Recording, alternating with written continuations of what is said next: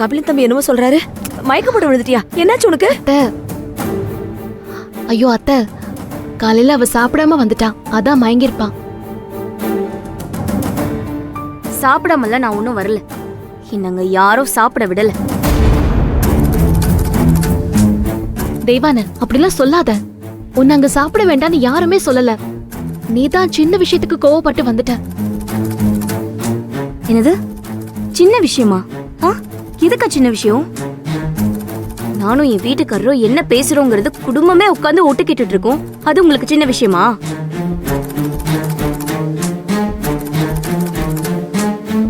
நான் ஆசைக்கு ஒரு சிக்கன் சாப்பிடணும்னு நினைச்சேன். அதுக்கு போய் எல்லாரும் என்ன கேள்வி கேக்குறீங்க. அது உங்களுக்கு சின்ன விஷயமா? நான் வீட்டை விட்டு போறேன்னு சொல்லி கிளம்பி வந்ததுமே என் பின்னாலே வராம இப்ப வந்து நிக்கிறாரே என் மாமா. இது சின்ன விஷயமா? இது எல்லாமே உங்களுக்கு சின்ன விஷயம் இல்ல? சொல்லுங்க, இது சின்ன விஷயம். தெய்வான, நான் இப்பவும் சொல்றேன், இது எல்லாமே ஒரு சின்ன விஷயம்தான்.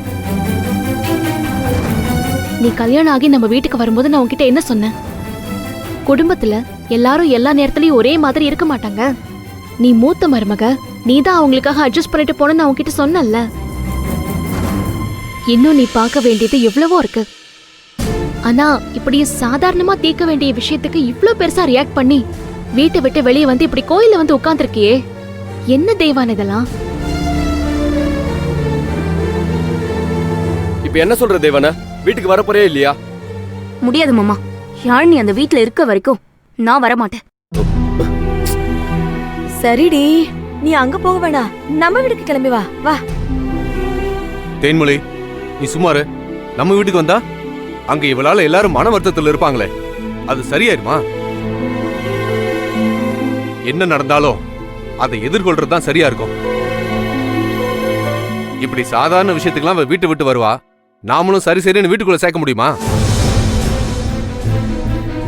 இன்னைக்கு இவளை வீட்டுக்கு கூட்டிட்டு போனோம்னா நம்ம பொண்ணுக்கு நாமளே தப்பான வழியை காட்டுற மாதிரி ஆயிடும்.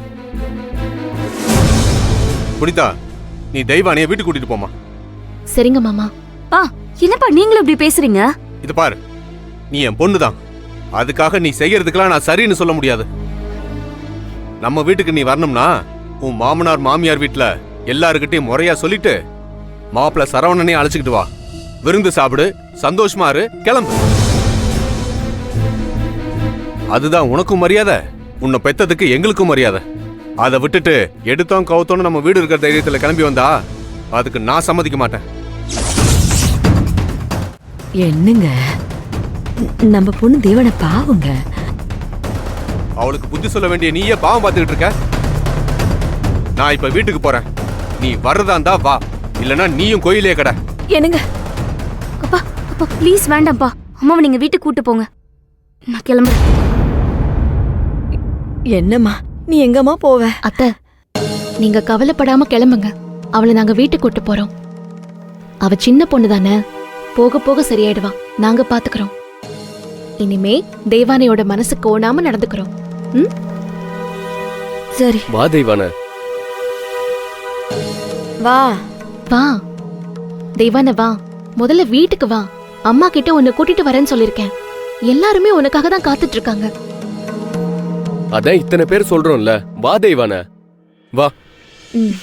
வா. பாத்து இருந்துரு. தெய்வான, என்னாச்சு? தெய்வான, என்னாச்சு? தெய்வான, தேவான, இங்க பாரு. என்னம்மா, என்னாச்சுமா? என்னாச்சு?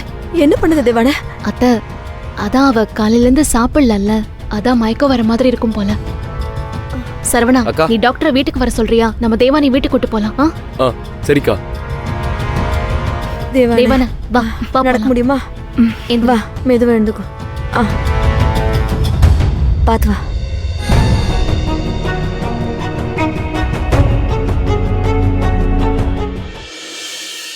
தேங்க்ஸ் கபிலன். என்னால உங்களுக்கு தான் சிரமம். ஐயோ, இதுல எனக்கு என்னங்க சிரமம்? கடவுள் என் பக்கமும் இருக்காருன்னு இப்படிலாம் நடக்கும்போது தான் புரியுது. புரியல, ஏன் அப்படி சொல்றீங்க? சிலரை பார்க்கணும்னு நம்ம கடவுள்கிட்ட கேட்டாதான் கண்ணிலே காட்டுவார்னு சொல்லுவாங்க. நான் இங்க வந்து உங்களை பார்க்கணும் தான் நினைச்சேன். இதோ அதுக்கே உங்களை கொண்டு வந்து நிறுத்திட்டாரு. அப்படின்னா கடவுள் என் பக்கமும் இருக்காருன்னு தானேங்க அர்த்தம்.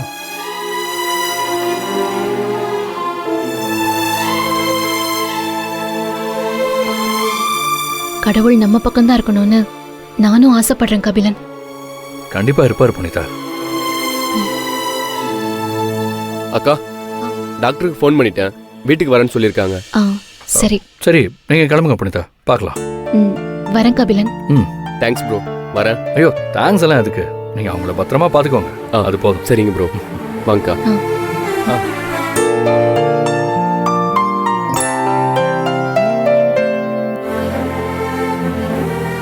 பாய் அமுதா. போயிட்டு வாங்க.